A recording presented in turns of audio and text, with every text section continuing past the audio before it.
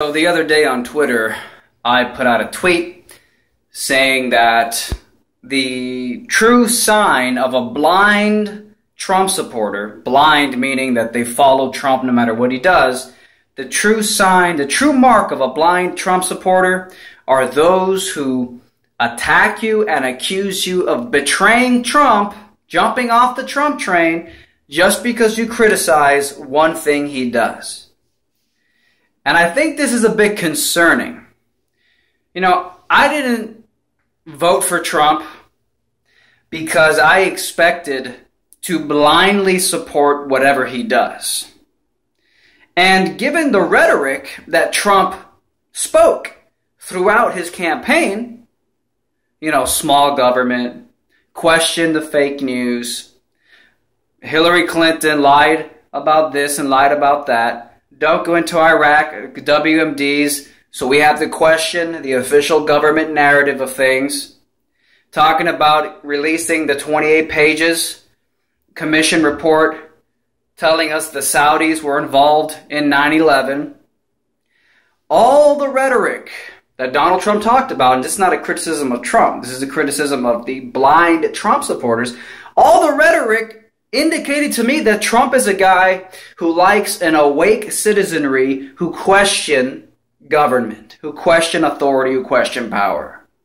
And I think, so far anyways, I think Trump agrees with that still. He wasn't just baiting and bullshitting during the presidency, speaking rhetoric to appeal to voters. I think he genuinely believes that. What's weird to me are the portion of Trump supporters, not all, but the portion of Trump supporters who get angry and attack you and say you're not a real Trump supporter because you question one thing he did that goes against his campaign rhetoric. Let's just start with bombing Syria. Despite Trump in 2013 in his tweets saying that it's a bad idea, don't do it, we have to worry about our own problems, don't go into Syria because of a chemical weapons attack. But when I criticized Trump's decision, I was attacked by a certain group of people who say that to criticize Trump at all is A, you're jumping off the Trump train, and B, it's some kind of great sin. We all have to stand by our dear leader. Like this is fucking North Korea. Okay, Donald Trump never said blindly worship government authority. Everything Donald Trump indicated was an empowered, informed citizenry standing up to the government and holding the government accountable. That means questioning the government. Criticizing Trump doesn't mean that you're trying to destroy Trump.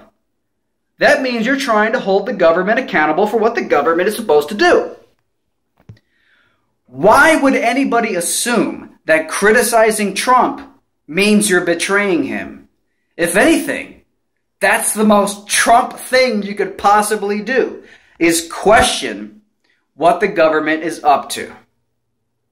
And I think it's a bit silly that anybody, I mean, I heard that on the Donald subreddit recently.